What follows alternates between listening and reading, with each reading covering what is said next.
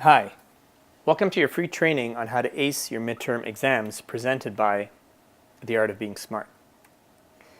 Before we get started, I think it's important that we understand the common problems that you might be facing when writing your midterms. There's a good chance that you may be blanking out or forgetting what you've studied. Maybe you've studied the wrong material. Potentially you may not have enough time to study everything. Maybe you lack time to answer all the questions that you're given on your midterms. Maybe you don't understand what is actually being asked of you when you're taking your exams.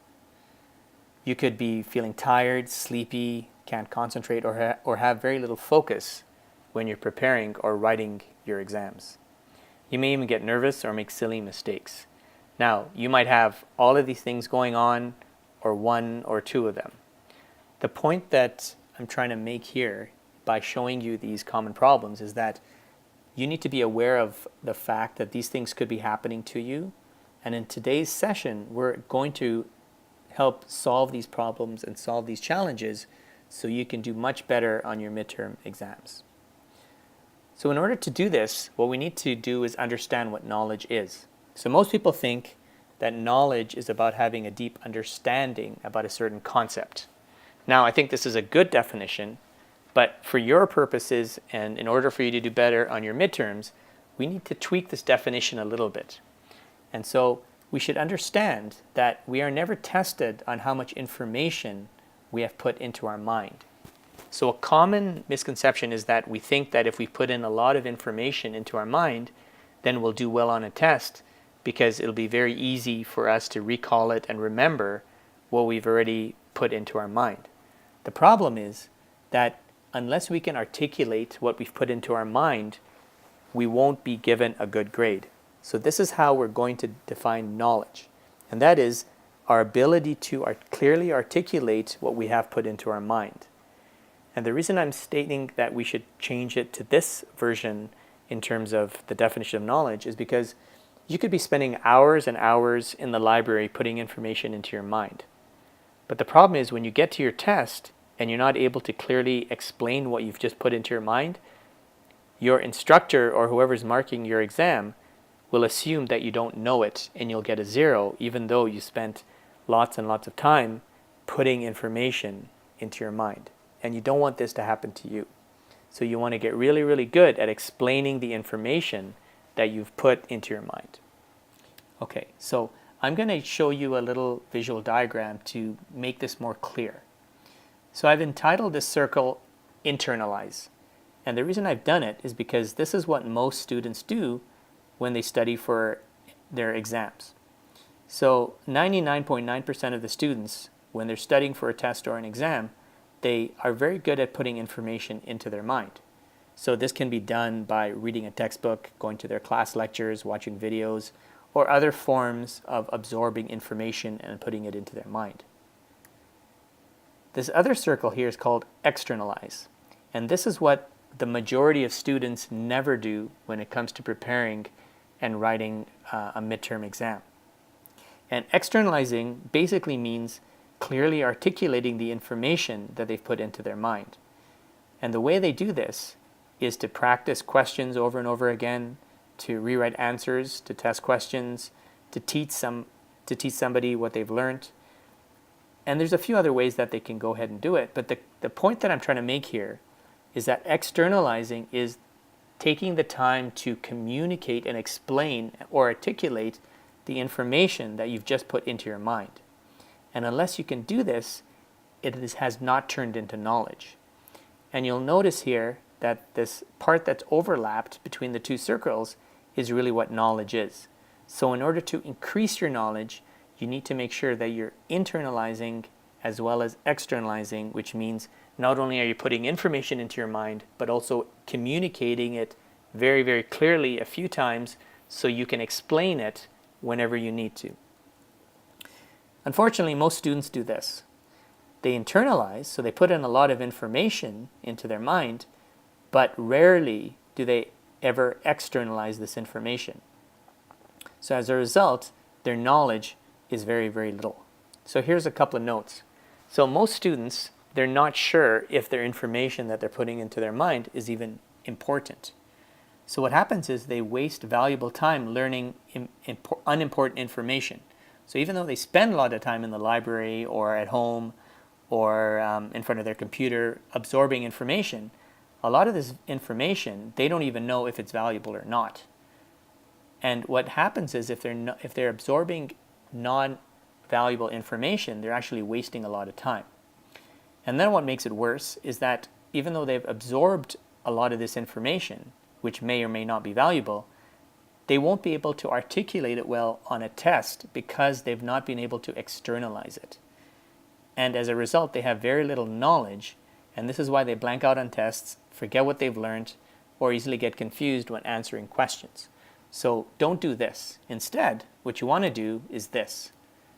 And you'll notice something here. You'll notice that this internalization phase is actually green. And the reason why it's green is because I want you to understand that this internalization phase here is actually done differently. The student has not just internalized any information and not just absorbed any information. They've actually taken the time to determine if this information is valuable or not. And that's the reason why this circle is green. And then what they've done is they've taken more and more time to articulate what they know. In fact, they've spent 5 or 6 times just practicing communicating what they've internalized. And what this does is it increases their externalization circle, but at the same time, it's also growing their body of knowledge. So this is why students who are able to study in this way have, they do much better on tests, and they increase their overall knowledge. And they rarely will blank out on any test. In fact, many of them develop a partial photographic memory. Many of them remember everything that they've learned. They're sure of their responses when they respond on a test. And the reason is because they've practiced communicating what they know many, many times. They become excited and they look forward to writing exams. And rarely, if ever, do they ever do poor on tests. So let's figure out how we can internalize effectively. So remember, the key here is not to put in any sort of information. The key is to put in information that you know is valuable. So what you want to do is you want to attend class with the intention to figure out what is valuable or not. Okay, and this is again what I call filtering information. So how do you do this? Well, what you want to do is you want to be paying careful attention to the body language of your instructor and focus on more on how you're being taught versus on what you're being taught. So what I mean by this is look for things such as changes in tone of voice by your instructor. Is your instructor changing their gestures in any way? Are they raising their hands in the air when they're explaining something important?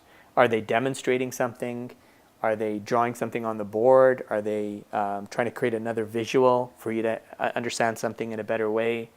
Are they taking more time to explain a certain concept? All these things are very, very important and will help you determine if what you're learning is valuable or not. And then when you're in the class, what you want to do is write down only key words of valuable information. So when you're in the class, you're not spending time taking down not valuable information that you'll study later on. Instead, what you're doing is you're taking only the valuable information and you're going to practice externalizing that as you prepare for your midterms. So while you're taking only keywords down of this valuable information, that is just a start to help you supplement this information by studying your textbook, your class notes, your slides, and researching information online to further supplement this valuable information that you've been shown in class. And at this point, what you want to do is if you don't understand something after you've absorbed this information or you're not able to determine if this information is clearly valuable or not, or you may not understand something, this is very important. It's very important at this point to ask your professor if you don't understand something, and especially if you think this information is valuable or not. And then what you want to do is you want to review your class notes within 24 hours. And the reason you want to do this is because if you don't review, all that information that you've absorbed in class is currently in your short-term memory. And by reviewing it, what you're going to do is you're going to convert that information in your short-term memory into your long-term memory, which will help you retain it when you actually do start preparing to write your midterms, and it'll be much, much easier to remember information while you're writing your exam. So how do we externalize successfully? So just a quick reminder, and that is that we are tested on how well we can articulate what we have internalized, not how much we've put into our mind. And again, this is where most students go wrong. They think the more information they put into their mind, the more knowledge they have, and that's not the case. It's really about taking valuable information, putting it into your mind, and then practice articulating this information at least 5 or 6 times. So here's some really powerful ways where you can externalize information. You can teach someone what you've learned, and this forces you to be able to really comprehend and grasp the material, because another person might ask you questions or they might need more clarification, and you're being forced to explain it in more detail, which is excellent when preparing for midterms. You could do exam type of questions, and when you do these questions, also make sure that you confirm that your answers are correct, because you don't want to start doing exam questions and externalize the wrong answer over and over again. You want to practice answering these questions 5 or 6 times and get really good and be able to answer these questions very, very quickly without doing a lot of thinking. And the reason for that is because the more thinking you do on a test, the more time you're wasting. So do all your thinking while you're preparing for the test versus while you're actually writing the test. Another good way to externalize is to discuss answers in a study group. And what this does is it forces you to explain your concepts in more detail, but if somebody disagrees with you, you can also learn how to explain it in better ways to help them see your point of view. Or the group can help you come up with a better response to a potential exam question. And if you really want to do well, is you can simulate your exam a few times before actually writing the test. And when I say simulate, I mean actually timing yourself and giving yourself potential exam questions and actually practice answering those exam questions before the real exam starts. So by doing all these things, you should be able to perform better on your exams and on your test, and your knowledge should have increased. But what you want to do is you also want to learn how to stay focused and alert when writing your exams. So the first thing you want to do is you want to create success habits, but also give yourself enough time to externalize and internalize information. So by you giving yourself enough time to internalize and externalize, you're allowing your brain enough time to absorb information and also develop and turn it into knowledge, so it's very easy for you to understand and explain what you know.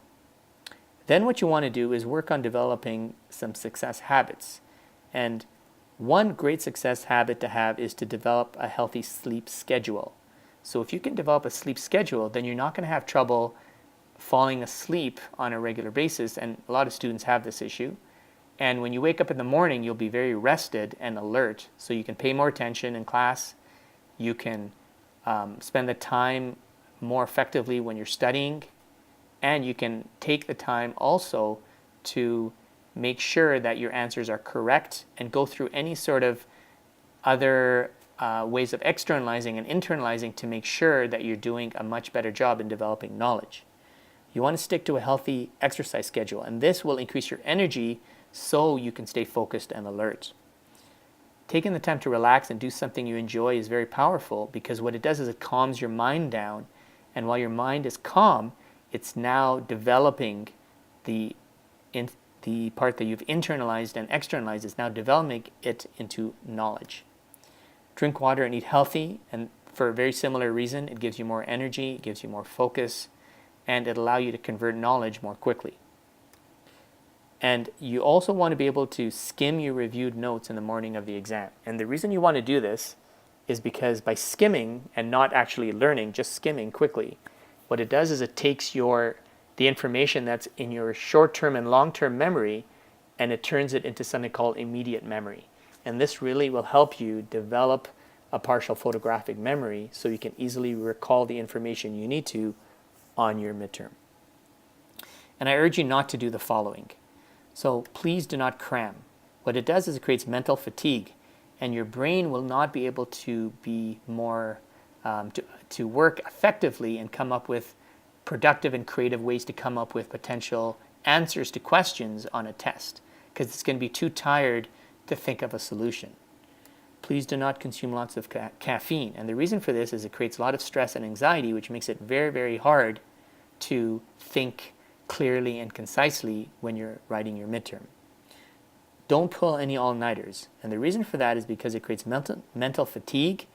It'll hurt your performance on future exams, because if you're really tired after one exam and you got another exam the next day, it's going to be very difficult for you to perform well on that second exam. And it'll also damage your immune system. And unfortunately, some students, they take drugs thinking that they can stay awake and they can absorb more information. Well, that might be possible in the short run, but in the long run, it distorts your thinking. It actually will destroy some of your brain cells, so it'll stop you from thinking effectively, and also it'll damage your mind permanently for the long term. So please don't take drugs and damage yourself for the long term, because no matter how well you do on a test today, if you cannot have a healthy brain in the future, all your hard work today won't be of any use. So what I'd like you to do now is apply for a free private coaching session with me, which is valued at $125. And all you need to do is take 5 minutes to complete the assessment in the blue box below. Okay, and by doing this, what will happen is it'll help me understand where you're at, what your challenges are. And what I'll do is I'll give you a 1-hour training session to help you learn a brand new way to learn. And just by learning this new way of learning, it'll save you over 100 hours of studying per semester. You'll also be shown a way to improve your mental health by improving your stress and anxiety, so you can feel more self-confident and happy in and out of the classroom. You'll learn how to get better grades by learning simple ways to make your mind work more effectively, so you can learn faster and more easily. I'll also show you the step-by-step process on how I removed myself of academic probation to get a 4.0 GPA, 3 university degrees, and how I became a university instructor. And this has allowed me to teach students, I'd say probably over 1,000 students, how to easily and effectively increase their academic performance. And many of these students have gone on to get thousands of dollars in scholarships and bursaries by getting a 4.0 grade point average, as well as getting the career that they want. You'll get access to very hard information, very hard to find information, and 90% of these students, or the students that you see, will never get access to this information. And you'll also see how it's possible to earn thousands of dollars in academic scholarships and bursaries by becoming an elite student. So I urge you to contact me, complete this assessment, and we can get started, and I can show you how you can become a top student and dramatically increase your ability to get the best grades, better career opportunities, how to get scholarships, and to change your life permanently. Okay, so thank you very much, and I hope to hear from you soon. Have a great day. Bye-bye.